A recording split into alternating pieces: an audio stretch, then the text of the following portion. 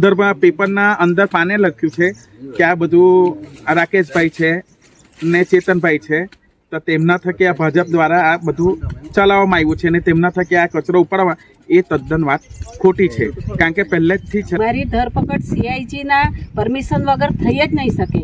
એ પીએસઆઈને નોલેજમાં જ નથી. મારી જોડે જો આવી વાત થતી હોય તો સામાન્ય લોકોને એ શું સાંભળશે. નમસ્કાર, જોહાર.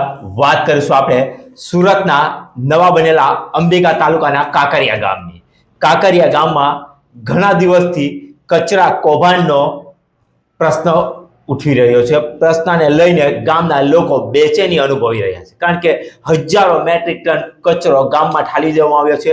કચરાને લઈને રોગ ફેલાય એને લઈને પણ ગામના લોકો ચિંતિત છે. સરપંચ ચિંતિત છે, આદિવાસી આગેવાનો ચિંતિત છે, રાજકીય નેતાઓ પણ ચિંતિત છે. પણ કયા રાજકીય નેતાઓ એ પણ આપણે આજે જાણીશું. કાંકરિયા ગામની મુલાકાત લીધી કોંગ્રેસના ઉમેદવાર હેમાંગીની પટેલે. હેમાંગીની પટેલ કોંગ્રેસના ઉમેદવાર છે અને સિનિયર એડવોકેટ પણ છે.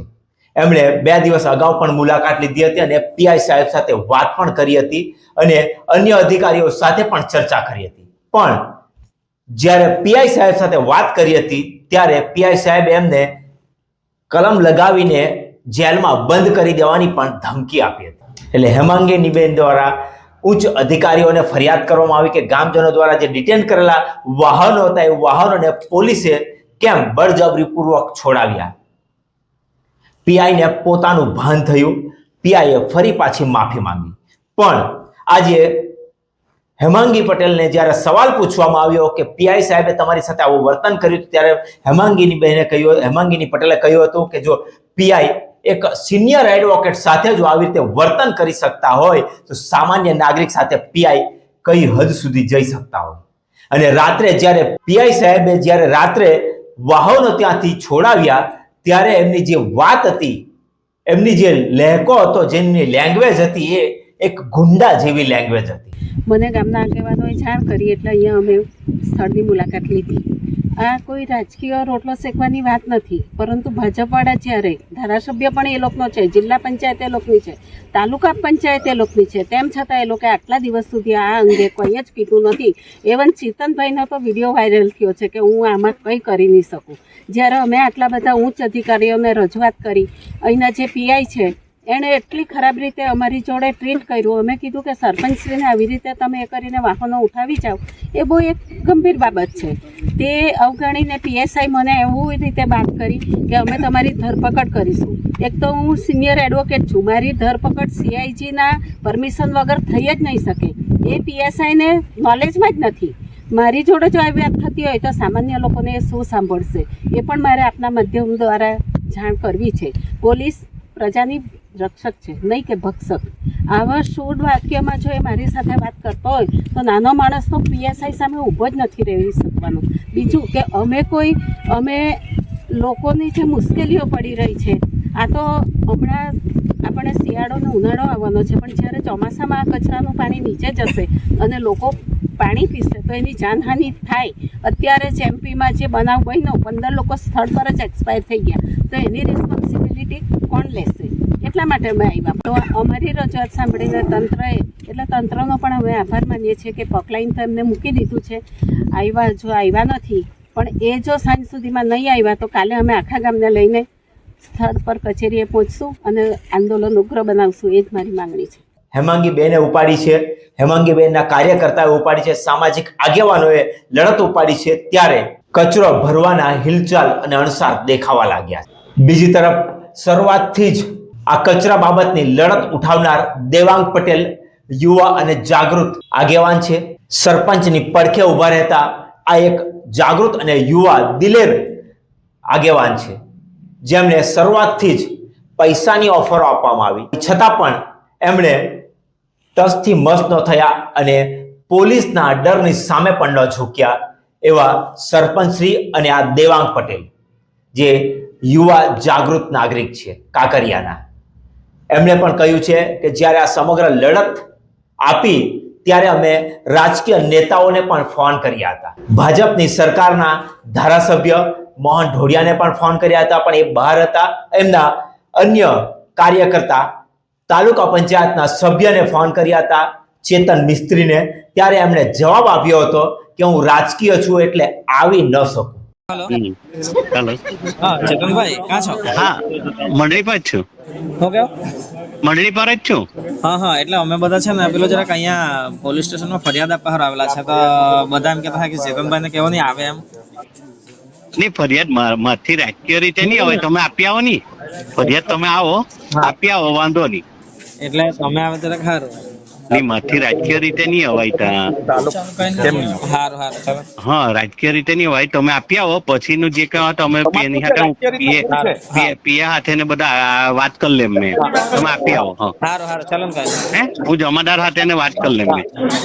નેતાઓ અને અમે તાલુકા પંચાયતના સભ્ય, ધારાસભ્ય કે અન્ય બધાએ થઈને આ દબાણ લાવ્યા છે અને આ કચરો ઉચકવા માટેની પહેલ શરૂ કરી છે. હકીકતમાં ચેતન મિસ્ત્રી ને ખબર જ નથી કચરો કેટલી જગ્યામાં ફેલાયેલો છે, કચરો કઈ જગ્યાએ છે, કચરાની દુર્ગંધ કેટલી છે.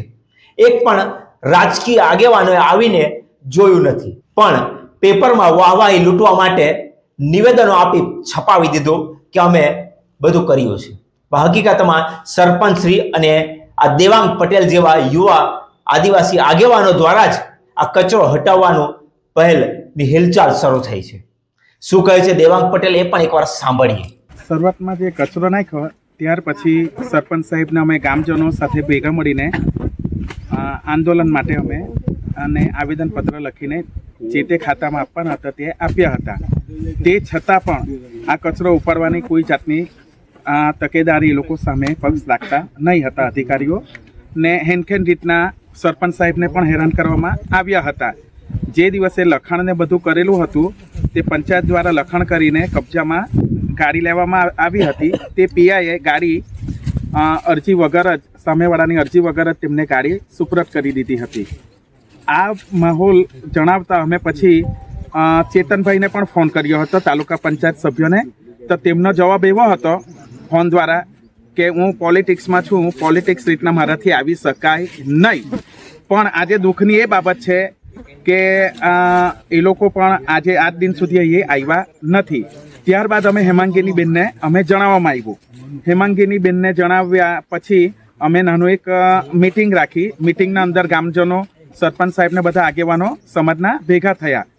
ત્યાર પછી તે બેન પક્ષ આ જાહેરમાં કીધું છે કે હું પક્ષ રીતના નથી, આજે હું સમાજની રીતના આવી છું. તો સમાજની રીતના જે બી બધાએ જે ઘટના બની હતી તે ઘટનાને બધાએ વારાફરતી દર્શાવીને બેનને જણાવ્યું. પછી બેને ઉપલા અધિકારીઓને ફોન કરીને તાત્કાલિક જણાવવામાં આવ્યું કે આ કચરાનો નિકાલ થવો જોઈએ. ત્યાર પછી આ કચરાના નિકાલ માટે બેનના કહેવાથી આ પોકલેન અહીં મૂકવામાં આવ્યું છે ને હાલના તબક્કે હવે કચરો કાઢવાની વાતચીત ચાલી રહી છે. પણ હવે કચરો ક્યારે નીકળશે તે પણ જોવું. પણ આજે એક દુઃખદ ઘટના, એક સંદર્ભ પેપરના અંદર પાને લખ્યું છે કે આ બધું રાકેશભાઈ છે ને ચેતનભાઈ છે, તો તેમના થકી આ ભાજપ દ્વારા આ બધું ચલાવવામાં આવ્યું છે ને તેમના થકી આ કચરો ઉપાડવા એ તદ્દન વાત ખોટી છે. કારણ કે પહેલેથી છેલ્લે લગી અમે એ સ્થળ પર છે ને એ લોકોની હાજરી અહીંયા બિલકુલ નથી. ને એ લોકો જો કહેતા હોય કે અમે બી હાજર છે તો કલાક 2 કલાક સુધી ચાલો આપણે અહીંયા કચરાના વચ્ચે જ બેસીને મિટિંગ કરીએ, ખ્યાલ આવશે કે લોકોની સમસ્યા શું છે. કાંકરિયામાં રાજકીય નેતાઓએ ઉઠાવી લીધી છે. મહેનત બીજાએ કરી અને શ્રેય લેવા માટે, પડાપડી કરવા માટે આવી ગયા અને ત્યાં પોકલેન્ડ કચરો ઉઠાવવા માટે મૂકી દેવામાં આવ્યું છે અને સાંજ સુધીમાં કચરો ઉઠાવવાની શરૂઆત પણ થઈ જશે. અને આગામી થોડા દિવસોમાં હજારો મેટ્રિક ટન કચરો ફરી પાછો જ્યાંથી આવ્યો છે ત્યાં જતો રહેશે અને આ કચરાનો ભાંડાફોડ કરવા માટે અગ્રેસર કાંકરિયા ગામનું નામ રહેશે, કાંકરિયાના સરપંચનું નામ રહેશે, દેવાંગ પટેલ જેવા આદિવાસી આગેવાનોનું નામ રહેશે, હેમાંગી પટેલ જેવા રાજકીય નેતાનું નામ હંમેશા લેવાતું રહેશે.